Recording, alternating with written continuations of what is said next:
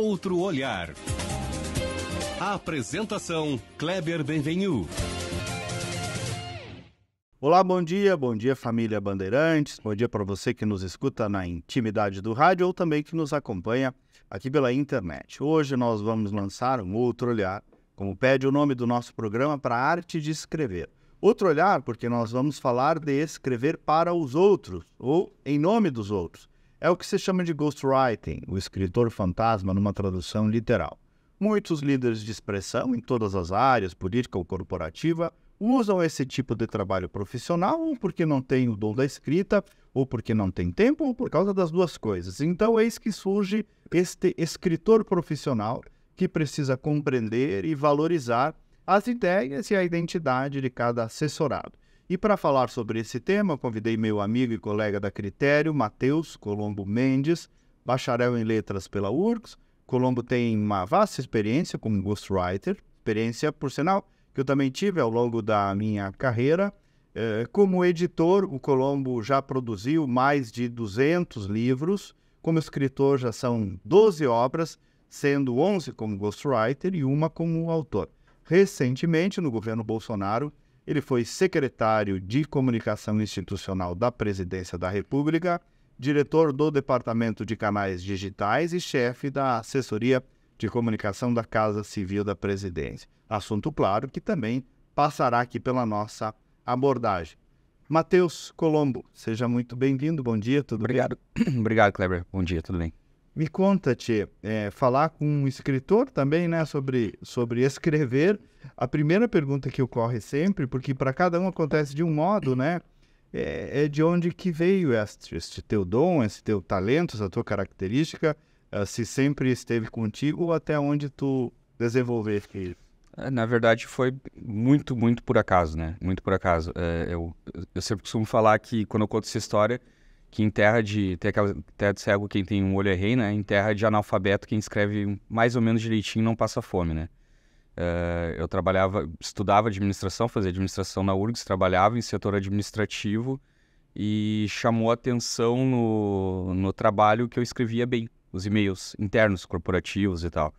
E como era uma empresa para-privada que participa de eventos com autoridades e tal, surgiu uma oportunidade em algum momento da diretora fazer um discurso com o prefeito, chefe da guarda, aquela coisa de cidade, né? E aí ela pediu, tu escreve bem, escreve um discurso aí pra mim. E aí fez o discurso, o prefeito gostou, quem é que fez? Totalmente por acaso, não tinha nenhum plano, né? Eu sempre gostei muito de ler e já tinha a intenção de trocar de faculdade de administração para letras. Mas tu cursavas administração? Cursava administração. E eu tinha, por gostar de ler e gostar de livros, eu tinha a ideia idílica de fazer letras, que é um grande erro, né? É um lugar... Por quê? Faculdade de letras, especialmente na Universidade Federal, é um lugar onde se tu gosta de ler, tu gosta de livros, tu gosta desse tipo de conhecimento, tem que ficar meio distante, porque tu vai atrapalhar teus estudos. Por quê? Tô que nem a Marília Gabriela. Por quê? É um estudo totalmente retroalimentação, né? Então, os acadêmicos escrevem para os acadêmicos, que escrevem para os acadêmicos e ignoram totalmente o mercado literário, o mercado editorial, o mercado de traduções. Então, passa totalmente à margem da... Tu tá analisando uma característica que, infelizmente, está em grande parte da academia. Isso, exatamente. Eu lembro quando eu estava me formando, mudei para letras na URGS também, na Federal do Rio Grande do Sul também. Quando eu estava me formando, uma das minhas professoras, por notar que eu era um dos únicos que trabalhava no mercado editorial, e eu fazia bacharelado, que é voltado para tradução, né? Pediu para eu dar uma palestra para as turmas que estavam se formando sobre o mercado. E eu pensei, falando de algo que é pressuposto para todo mundo, né? E não era. O pessoal não tinha nenhum conhecimento sobre o processo de produção de um livro, sobre as possibilidades do mercado editorial, sobre todas as áreas em que quem sabe escrever, sabe trabalhar com o texto pode entrar, que são muitas possibilidades. O pessoal não tinha a menor ideia, né? Então, porque realmente fica naquele mundo fechado da faculdade, né? Que basta-se a si mesmo... Às vezes é. E fala um pouco, nós estamos aqui com uma parte das tuas obras, tem também as obras da Critério, boa parte. Partes das tuas obras são obras feitas pela Critério também, né? Queria entender essa tua jornada, mais de 200 livros produzidos, né, Matheus? E 12 livros escritos. Eu tenho até dúvida se a gente compreende bem o que é produzir um livro. Conta um pouco essa tua Quando eu jornada falo de editor. livros produzidos, são os livros que eu atuei como editor, ou editor assistente, ou tradutor, ou revisor, né? Faz um editor. Assim, o livro, ele tem caminho do livro, né? A cadeia do livro, digamos assim. O autor escreve, esse é o principal, obviamente é o principal, é o core do livro, né? Mas depois da produção escrita do livro, ele tem que ser preparado. Se ele é em língua estrangeira, tem que ser traduzido. A tradução tem que ser revisada. Se ele é em língua vernácula, né, em língua pátria, tem que ser revisado igualmente. Tem que ser feita edição, onde tu casa as imagens com o texto, com outras referências, faz nota onde tem que ter nota, né, explicativa. Depois tá traduzindo uma obra com elementos que não são naturais para aquela região, tem que botar as notas explicativas. Inseridas as notas, as imagens tem que fazer todo o trabalho de edição, preparação, organizar para impressão, fazer o design, toda a parte gráfica, toda a parte imagética do livro. Então é um longo caminho. E eu atuei, desses 200 livros, boa parte deles foram como editor na editora da Universidade Unicinos. Então, Uma parte da tua carreira. eu fiquei 4 anos lá como editor-chefe do setor do selo da coleção EAD da Unicinos, que a Unicinos abriu o EAD na época e precisava fazer por semestre vários, uns 30, 40 livros por semestre pedagógicos, né? Então, por isso deu esse boom de livros, né? Esse grande número, esse grande volume. Então, das mais diversas áreas. E também trabalhei numa das editoras, a maior editora da área de saúde, da área técnica de saúde do Brasil, que é a ArtMed, Bookman, Grupo A. Também ali fiz várias preparações de originais, tradução, revisão de tradução. E é interessante que a tradução, a revisão é um negócio que pensar, não sou proficiente em determinada língua, não posso fazer isso. Na verdade, se tu é proficiente o suficiente na tua língua, já é mais do que meio caminho andado. A outra língua, ela te dá as informações que tu precisa. Então, eu já fiz preparação de livros cujos originais eram em francês, italiano, espanhol, inglês, em diferentes línguas, embora domine bem somente inglês e espanhol, justamente por dominar bem a língua de chegada, que no caso é o português, né? Então, são várias possibilidades mesmo. Bacana, tá. E aí, o recorte especial do nosso Outro Olhar de hoje para essa tarefa do ghostwriting, de escrever para os outros, Isso. né? Na construção de um livro, na construção de um discurso, de um artigo. Como é que é isso, Matheus? Como é que é essa experiência? Porque é um pouco também de despersonalização, compreensão do outro, tem várias coisas envolvidas. Isso. Isso assim, essa parte da minha vida eu devo muito a ti, devo muito a critério, né? Devo muito ao nosso relacionamento profissional. Que foi quando eu comecei a produzir, a escrever para os outros, né? Escrever livro de fato. Porque hoje o pessoal ignora que o ghostwriter é uma profissão muito antiga, né? Imperadores se valiam de seus escritores, né? De seus secretários, assessores. Então é uma profissão muito antiga, mas o pessoal ignora que hoje ela está mais em voga do que jamais esteve. Porque a gente pensa muito em ghostwriter para livro, mas na verdade qualquer produção, qualquer texto pode envolver o ghostwriter, né? Inclusive redes sociais. Por isso que eu ia dizer que nunca esteve tão em voga. Hoje o pessoal faz muito aquilo que se chama de coprodução, faz o copy, né? Faz copy para empresa, para mercado publicitário, mercado político, mercado eleitoral, diferentes mercados na rede social. Em geral, utiliza-se muito daquilo que a gente pode chamar metonimicamente de ghostwriter, né? E a gente, antes desse boom da internet, de todo mundo estar o tempo todo produzindo, até ali 2014, 2015, o ghostwriter tinha atuação constante, nós tínhamos, né, mas mais limitada, digamos assim. Então eu comecei primeiro escrevendo artigos, escrevendo alguns discursos, mas muito rapidamente eu já fui fazer o meu primeiro livro, a convite da Critério, para político, né, livro autobiográfico assinado por outra pessoa. Primeiro foi para um político, um homem, depois uma mulher. Agora, isso, às vezes, algumas pessoas veem até como demérito do assessorado e tal, e não, né? Quer dizer, a pessoa contratar um profissional que traduza em palavras aquilo que ela pensa, e essa vai ter sempre um esforço para adaptação às palavras daquela pessoa. Então, o livro foi tu que escreveu. Não, o livro é da pessoa. Até a gente... Eu e outros 2 sócios da Critério, o Rafael Tomás, nós demos uma oficina na Feira do Livro deste ano e nos perguntaram sobre isso. Você se sente desprestigiado por não ter o teu nome na capa. Eu disse, não, porque a história não é minha, o texto não é meu. Eu sou um pedreiro assentando tijolos conforme ordem de um arquiteto. É isso. Ele tem a história, o cliente, o assessorado tem a história, tem todo o background, tem tudo que ele quer contar, tudo que as ideias. A gente pode vir a contribuir, e existe o mercado ghostwriter com demérito, digamos assim, especialmente na área acadêmica. Na área acadêmica tem e eu revisei por muito tempo o trabalho de faculdade.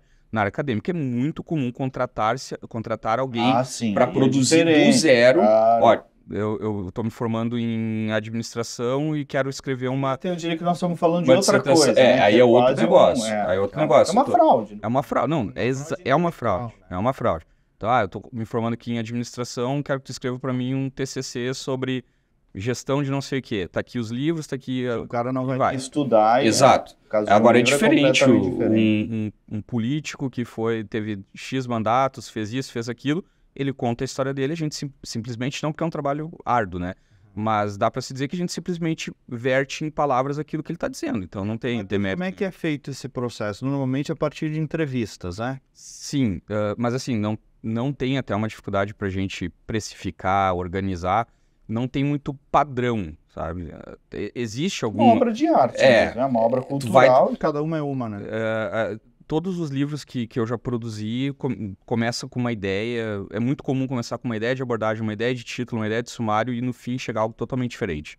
Já comecei com um livro que começou com uma ideia de ser uma obra única e virou 2 volumes. Livro que começou com a ideia de ser 2 volumes e virou uma obra única. Porque a gente tem que conhecer bem a história. E aquela coisa, a diferença entre o que o cliente acha que quer e o que ele precisa de fato. E isso no processo ele vai descobrindo, né? No processo ele vai entendendo. E aí tem coisas interessantes. Políticos, por exemplo, tem muito aquela coisa de quando tu tá falando, tu meio falando assim, só eu e tu, sem câmera, sem nada, me conta a tua história. A gente meio que perde as amarras, a gente perde as cascas sociais, né? E aí quando o cara vê o negócio escrito, não, peraí, eu não disse isso, eu nunca falaria isso. É diferente, porque daí já vai para o nível social. Então, isso tudo são questões que vão dificultando e tornando interessante esse trabalho, né? Mas cada livro é um livro, cada história é uma história.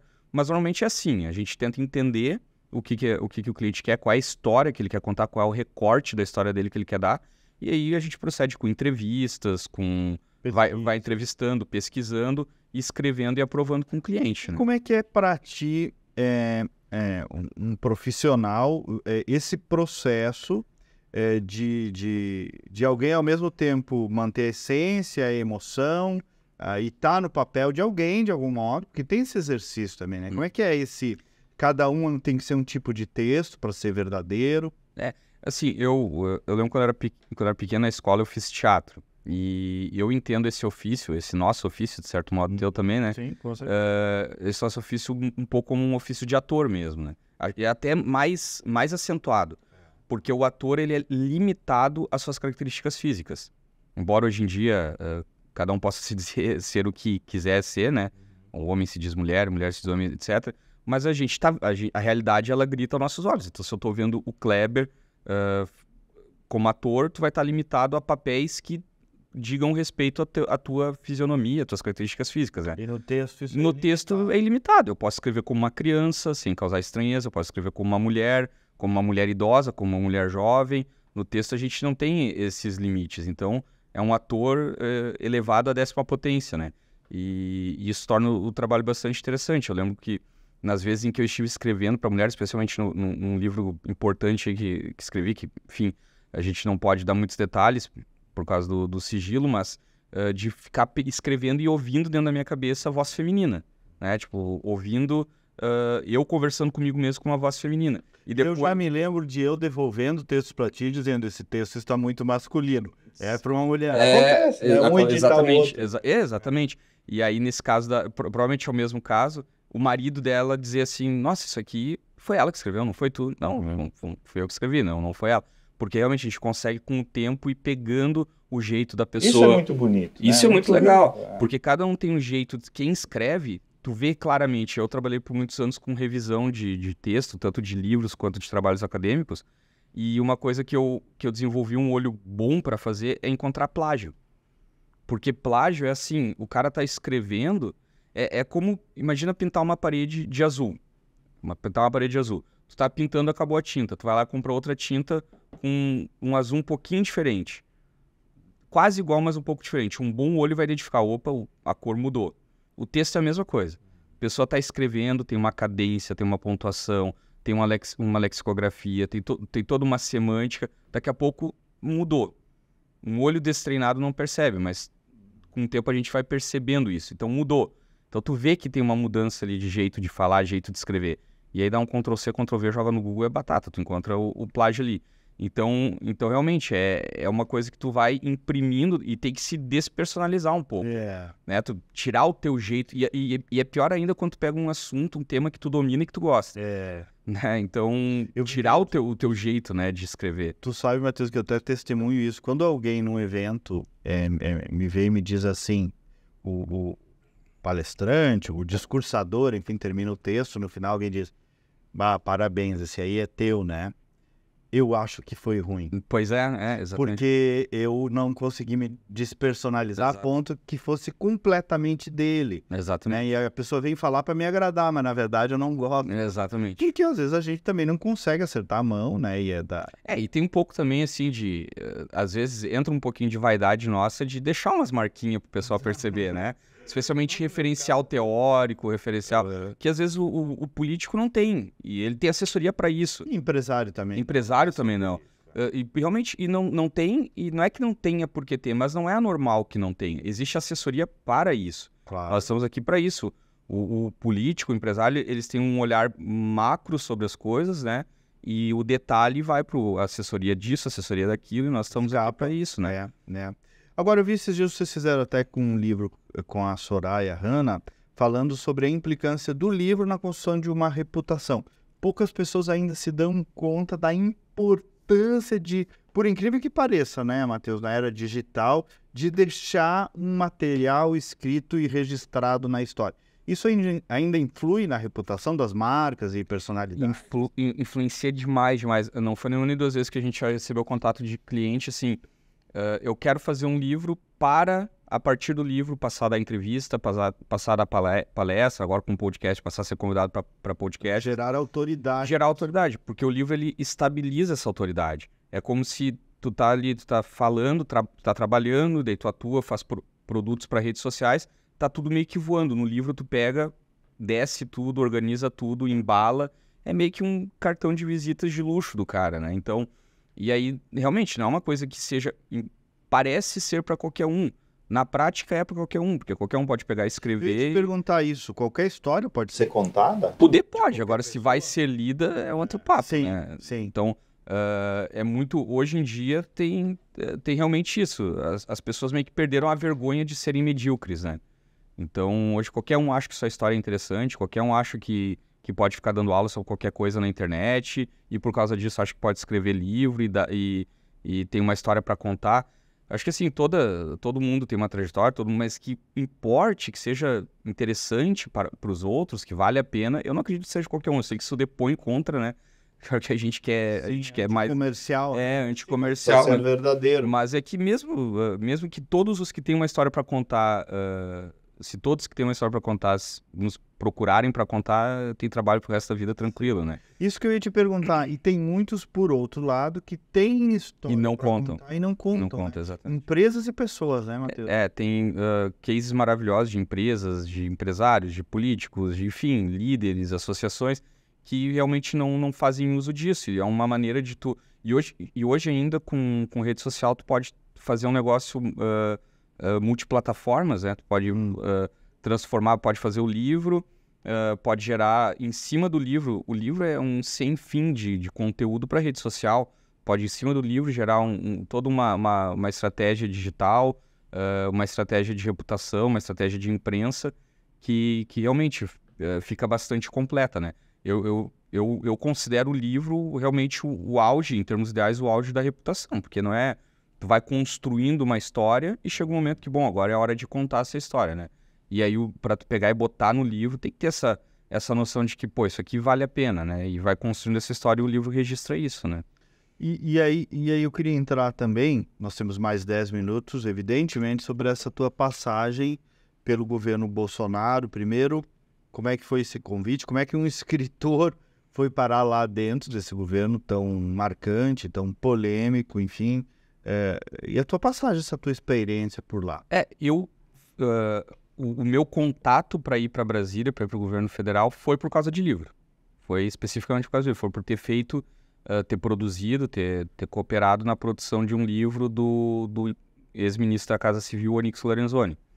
Então, lá em 2017, fiz uma dessas produções para ele e a gente se conheceu ali e eu sempre tive essa atuação entre o mercado editorial, o mercado digital e comunicação e estratégia, né? Então, também com a Critério, fui desenvolvendo essas outras expertises, né? Tendo visibilidade. Desde 2014. Então, a gente escreve livro, escreve rede social, escreve tudo que for, né? A gente trabalha com texto, então a gente acabou tendo esse... Então, por esse meu contato com o então ministro da transição, lá depois das eleições de 2018, o Onyx, ele me convidou para ir trabalhar com ele na Casa Civil e trabalhei durante todo o primeiro ano de 2019, que foi o ano que ele ficou como chefe da Casa Civil, no Palácio, e depois do fim de 2019 eu fui convidado pela presidência para ficar no Palácio e trabalhar na SECOM. Primeiro eu fui diretor de canais digitais do governo. Tu teve números impressionantes na gestão do SECOM Você, né? Que é um canal no Twitter, pelo menos, que continua aí até hoje, né? É que as redes são institucionais, né? Então não são redes oficiais do governo. Então a gente... Cheia de limitações legais. Exato. Então, sob a minha jurisdição, digamos assim, estavam as redes do governo como um todo, as diretrizes do governo como um todo, as redes mais populares da SECOM, digamos assim, e as redes que acompanham o presidente e as ações palacianas, digamos assim, né? Os ministros do Palácio, a primeira-dama, o vice-presidente. E também os canais digitais fora da rede, né? Como o GovBR, que é o site mais importante do Brasil, um dos sites mais acessados do mundo. Então, como diretor de canais digitais, eu cuidei dessa área. E as redes institucionais do governo federal, de um governo como o governo Bolsonaro, eram um grande desafio, porque tinha uma grande expectativa, porque o Bolsonaro é uma figura digital muito forte, só que as redes do governo não poderiam entrar no mesmo tom. Então, eram redes, as redes institucionais do governo Bolsonaro existiam basicamente para apanhar. Apanhar da oposição e apanhar dos apoiadores, porque não defende o presidente, mas porque realmente não pode. Tem toda uma questão de impessoalidade, de decor, várias amarras ali que a gente não pode romper, né? E é uma rede de serviço, de informação institucional. Por mais que a gente entrasse com cuidado e tal na retórica, mesmo assim acaba sendo, não agradava assim, o público como deveria. Mas foi uma experiência sensacional mesmo, né? Porque... E como é que foi em termos de desempenho, por exemplo? Em termos de desempenho foi realmente bom, em termos de número, né? A gente conseguiu aumentar a visibilidade, né? Engajamento, seguidores, mais engajamento das redes sociais da presidência, das oficiais, em mais de 1.500%. Então, isso em um ano de trabalho a gente conseguiu aumentar. Que não é uma marca convencional. Não, de governo. Não. Com investimento? Zero, 100% orgânico. 100% orgânico. Porque as campanhas impulsionadas, elas seguem uma outra lógica, embora utilizem as redes do governo eventualmente, né? Então, e aí também a gente conseguiu algumas marcas também muito, muito interessantes, como, por exemplo, no dia em que o Brasil bateu 100 mil óbitos por causa da Covid, a gente conseguiu trazer para nós todo o debate público, conseguiu pautar toda a imprensa, os governadores em cima disso, ao ponto de o Jornal Nacional ler a nossa publicação no Twitter por 8 minutos, alguma coisa assim, no Jornal Nacional, né, no momento de alta crise e tal. Então teve vários outros momentos assim, né, alguns momentos até bem complicados, republicanamente falando, relações entre o presidente e os governadores. Então a gente conseguiu trazer o protagonismo para as redes institucionais, o que é muito raro. Muito raro, tu vê... as redes institucionais têm muita dificuldade de tracionar, também dessas travas legais. Ninguém olha as redes do governo do estado, olha as redes do Eduardo Leite. E me conta sobre as redes do Bolsonaro, até que ponto tu contribuía, o que tu viu ali, como é que acontecia? Certamente é uma curiosidade de muitos dos nossos ouvintes. Sobre as redes do presidente, né, do presidente Bolsonaro, eu como assessor da presidência, né, primeiro eu fui diretor dos canais digitais, depois eu fui secretário de comunicação institucional da presidência. Como assessor da presidência, eu fornecia informações para utilização nas redes, eventualmente alguns textos, algumas linhas de abordagem, passava para a assessoria direta dele. Então eu tinha esse contato com a assessoria direta dele, né? As coisas tuas chegaram aí. Sim. Uma boa quantidade de coisas que eu mesmo fiz e ajudei a produzir, né? Demandado ou não pela assessoria da presidência ou pelo próprio presidente. Não posso citar os casos, né? Mas, enfim, teve... Participei durante todo ali, 20, 21 e 22, pude participar dessa... Agora, Matheus, Jair Bolsonaro, o fenômeno ignorado, volume 1, Eles Não Entenderam Nada, publicado por ti e pelo Eduardo Bolsonaro. Como é que foi isso? No prólogo, eu vi que tu diz, até anotei aqui, se propõe a explicar como uma das figuras políticas mais ignoradas e desprezadas da política chegou à presidência da República. Dá um resuminho aí sobre essa obra que está aí nas livrarias digitais todas. Isso. Esse livro é o único até agora que eu assino como autor. Fiz junto com o Eduardo Bolsonaro. A gente começou a produzir em 2020, na verdade, porque a ideia era contar a história das eleições de 2018. Né, que foi realmente uma eleição especial, né, como o pessoal diz, disruptiva, e de fato foi, né, então a gente conta essa história, recupera toda a história do Jair Bolsonaro e conta em termos de linha do tempo, a gente vai até realmente a vitória nas eleições de 2018. E aí entra, como a gente acabou publicando somente no ano passado, só em 2022, enfim, em função de agendas, a gente não conseguiu publicar antes, concluir o livro antes, né. Aí entra um pouco no governo, mas mais en passant para ajudar a sustentar a nossa tese sobre a eleição dele, sobre como ele furou esse bloqueio do sistema, da imprensa, para acabar sendo eleito em 2018, né?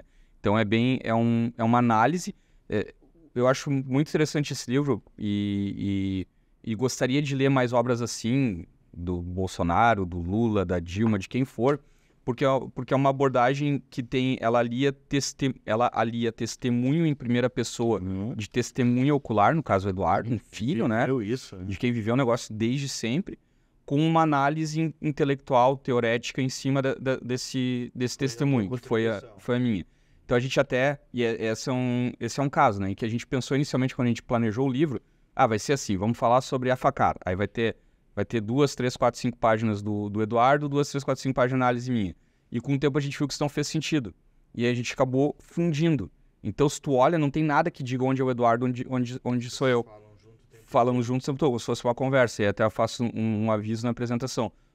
Tu vai ver marcas assim no livro. Quando for em primeira pessoa, quando for eu, quando falar o pai, não sei o quê, é o Eduardo. Quando falar de uma maneira mais distante, mais analítica, em terceira pessoa, aí é o analista falando. Então, a minha parte, eu me proponho a fazer uma análise mais fria da coisa, né?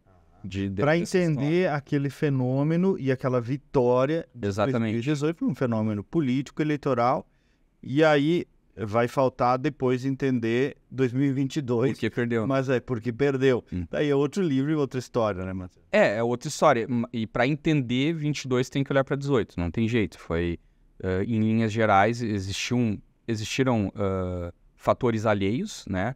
O sistema judiciário brasileiro tirar o Lula da cadeia para disputar as eleições não foi por acaso, não é um ponto sem nó, né? Então, esse é um fator alheio às vontades do presidente e da campanha dele, que realmente não acaba comprometendo, mas também teve opções tomadas pela campanha do presidente, pela abordagem, que fizeram com que também colaborasse para essa derrota, na minha visão, né? Aí vai dar para fazer outro programa também, usando esse teu testemunho aí.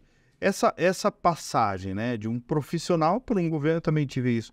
Como é que é desvestir isso, Matheus? Desvestir, não deixar para trás, não desvestir essa experiência e voltar para o mundo corporativo e ser um profissional do mundo editorial, hoje tocando, inclusive, essa carteira Critério Editorial na Critério.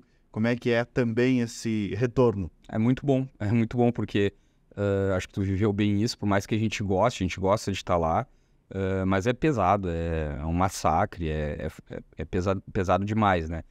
tem suas recompensas, a gente participa de, querendo ou não, por exemplo, foi muito satisfatório poder ajudar pessoas, de certa forma, com o meu trabalho, ajudar pessoas a se alimentarem em 2020, né? Porque parte do meu trabalho ajudou a pagar o auxílio emergencial, né? A gente gerenciava ali o GovBR, que foi a plataforma pela qual foi gerenciado isso. Então ajudou, então isso é bom, isso é muito, muito, muito bacana, né? Mas realmente e também eu não tinha uma função política, eu estava tendo a minha função, uma função totalmente técnica, né? Embora, claro, tenha toda a política por trás, mas era uma função técnica. Eu sou... Tu não trabalho como militante. Exatamente, eu trabalho com comunicação, estava fazendo comunicação ali do governo, tratando de dados do governo, então... Mas, assim, é uma experiência muito boa, mas também muito cansativa, muito exaustiva, né? E, para mim, estar no mundo corporativo é muito melhor. Mais tranquilo, pelo menos. Matheus, obrigado e parabéns aí pela tua jornada, pela tua trajetória, experiência de vida e muito mais sucesso, muito mais livro, muito mais trabalho aí pela frente. Junto com a Critério, junto contigo, se Deus quiser. Obrigado pela conversa e pela oportunidade de sempre, desde o nosso início juntos aí. Verdade. Além de tudo, um amigo. Queridos, e nós voltamos no próximo sábado com mais uma edição. Até lá, bom dia, bom final de semana.